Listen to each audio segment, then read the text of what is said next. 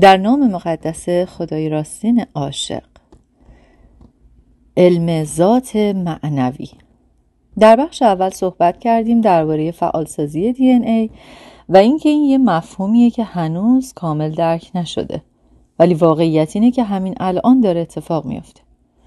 اینجوری نیست که یه دفعه بیاد یا منتظرش بمونی. فعالسازی DNA یه چیزیه که من و تو با آگاه تر شدن نسبت به خودمون و هماهنگ تر شدن با درونمون میتونیم انجامش بدیم. اگر فقط بشینی و بگی وای من خیلی هیجان زدم که DNA هم فعال بشه، اما در عوض هنوز داری هر روز مکدونالد میخوری یا 4 ساعت پای تلویزیونی و همچنان با کسایی که ازشون خوشت نمیاد بدرفتاری میکنی، خب نباید انتظار تغییر خاصی هم از درونت داشته باشی. لایه‌های بالاتر DNA تو رو بیشتر با خود واقعی هماهنگ میکنن، چون اونها بخشی از خود تو هستن، ولی این به انتخاب خودته که مسیر آگاهی، رشد و یگانگی رو بری یا نه. خب DNA با لایه‌های بالاتر واقعاً یعنی چی؟ چه جور DNAیه؟ اون چیزیه که علم امروزی به عنوان DNA میشناسه فقط همون سطح اولیه زنجیره دو رشته‌ای یا همون دابل هلیکس هست. یعنی فقط ظاهر شیمیایی و الکتریکی ساده اون چیزیه که واقعاً هست، ولی در واقع DNA یه ساختار چندبعدی و پیچیده تره که دانش ما هنوز بهش نرسیده. علم هنوز در حال درک این موضوعی که توی همین دابل هلیکس در سطوح بالاتر و فرکانس های دیگه رشته های بیشتری وجود داره که در آینده با آگاهی بالاتر به هم متصل میشن و فعال میشن. تحقیقات جالب روس‌ها درباره DNA، یک گروه تحقیقاتی در روسیه با همکاری زبانشناسا وارد مطالعه روی اون 90% از DNA شدن که بهش جانک DNA یعنی DNA زباله میگن، همون بخشی که علم غرب تا الان درک نکرده اما یافته هاشون انقلابی بوده. اونا فهمیدن که DNA فقط وظیفه ساخت بدن رو نداره، بلکه مثل یه ذخیره ساز اطلاعات و یه سیستم ارتباطی عمل میکنه. اونا کشف کردن که اون 90% DNA دقیقاً طبق همون قوانینی کار میکنه که زبانهای انسانی. همونطور که جمله، پاراگراف و فصل توی کتاب ها معنا پیدا میکنن، DNA هم همینطوره. اون دابل هلیکس اولیه که علم غرب روش تمرکز کرده فقط مثل یه جمله است، ولی اگر عقب‌تر بری میتونی پاراگراف ها و فصل ها رو هم ببینی، یعنی رشته های بزرگتر DNA که در فرکانس های بالاتر و ابعاد دیگه وجود دارن. ولی چون علم فعلی هنوز محدود به بعد فیزیکیه، نمیتونه اونا رو ببینه یا شناسایی کنه. علم غرب معمولا با DNA مثل یه بازی لگو برخورد میکنه. تکه هایی رو از این ور برمیداره و میذاره اونور تا ببینه ترکیب جدید چی میشه، در حالی که اصل DNA خیلی هوشمندتر و عمیق‌تر از این بازی است. به هیچ وجه هم زباله نیست. DNA فقط نادرست درک شده و فعلا به خاطر سطح پایین‌تر آگاهی ما کمتر فعال شده. ولی حالا داریم کم کم بیدار میشیم. با گسترده شدن آگاهیمون و میل به درک بیشتر داریم DNA مون رو فعال میکنیم. فقط آگاه بودن از وجود این DNA خود شروع فرایند فعاله. آگاه شدن از خود برترمون و ارتباطمون با جهان و همه موجودات باعث میشه این لایه ها روشن بشن. ما ارتباط مستقیم با زمین داریم، در واقع بخشی از زمینیم، مثل بچه‌ای که تو رحم مادرشه. اگر چیزی برای مادر اتفاق بیفته یه تأثیر انرژی روی جنین داره. زمین مادر ماست، واسه همین بهش میگیم مادر زمین. میدون انرژی ما بخشی از میدان انرژی بزرگتر اونه. پس اگر شبکه انرژی زمین آسیب ببینه، ما هم انرژیمون به هم میریزه. بدن انرژی ما یعنی همون بدن اتری دقیقاً مشابه سیارمونه.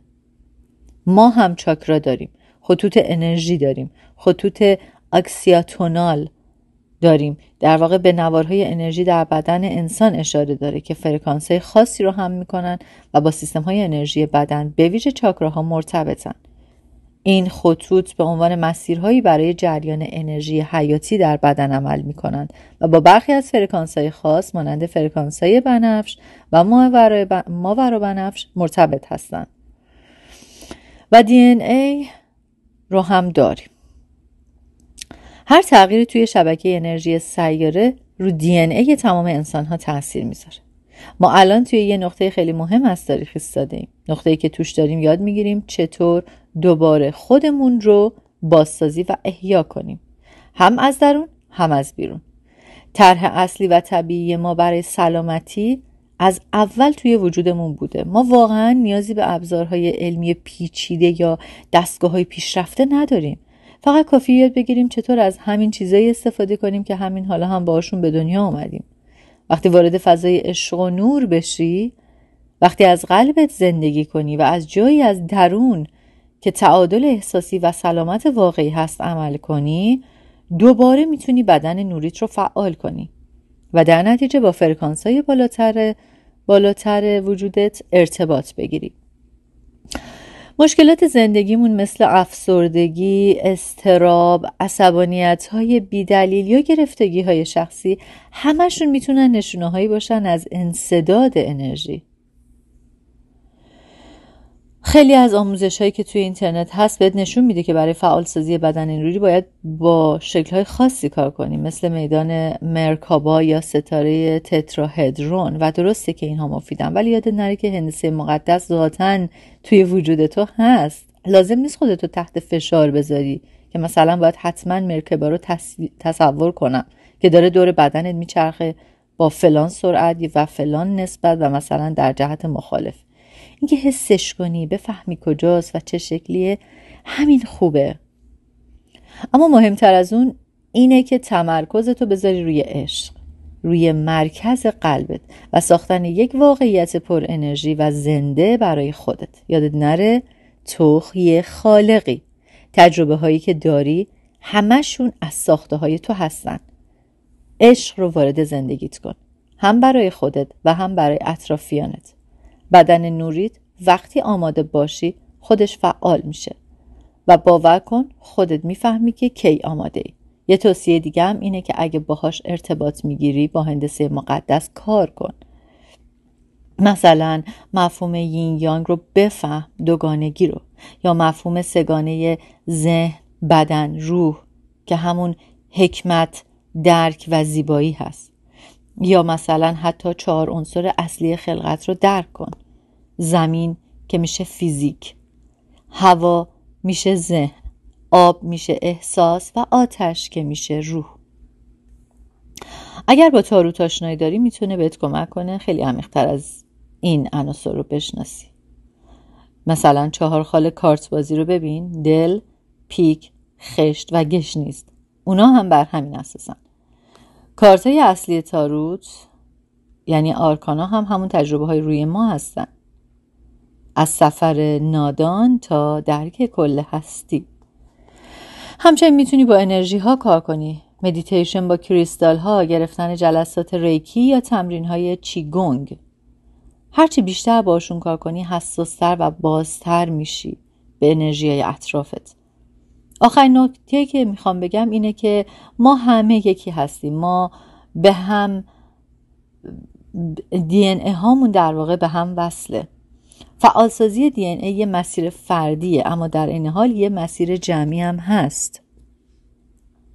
از طریق گفتگوهای آگاهانه، ارتباط قلبی با دوستات و باز بودن با کسانی که بهشون اعتماد داری میتونی هم توی خودت این فعالسازی رو راه بندازی و هم در دیگران.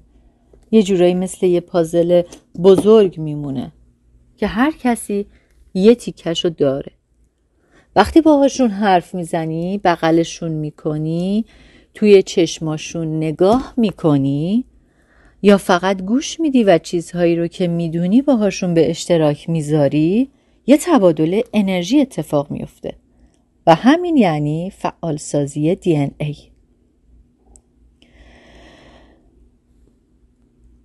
وقتی واقعا DNA فعال میشه احساسش میکنی بیشتر و عمیق‌تر از همیشه.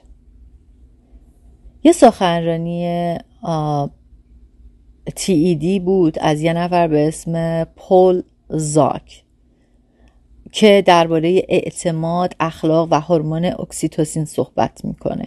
اون توضیح میده که این احساسها با ترشح هورمونی به اسم اکسیتوسین تقویت میشن. من اعتقاد دارم که هورمون‌هایی مثل اکسیتوسین نسخه فیزیکی همون احساسات و ارتعاشات بالاترن که از بعدهای بالاتر وارد جسم میشن. همونطور که قلب فقط یه عضو فیزیکی نیست، بلکه تجلی فیزیکی مرکز وجود و منبع درونه و چیزی که اون توی سخنرانیش بهش رسید این بود که ارتباط فیزیکی مثل بغل کردن، دست گرفتن، نگاه کردن توی چشمای همدیگه از مهمترین ابزارهای بیداری کامل درون ما هست. باز شدن به احساسات واقعی، اعتماد و آگاهی از خودمون و دیگران همون چیزیه که ما رو میبره به مرحله بعدی بیداری. سطح واقعی ارتباط انسانی اونجاست که وقتی توی چشمهای یه نفر دیگه نگاه میکنی خودتو ببینی.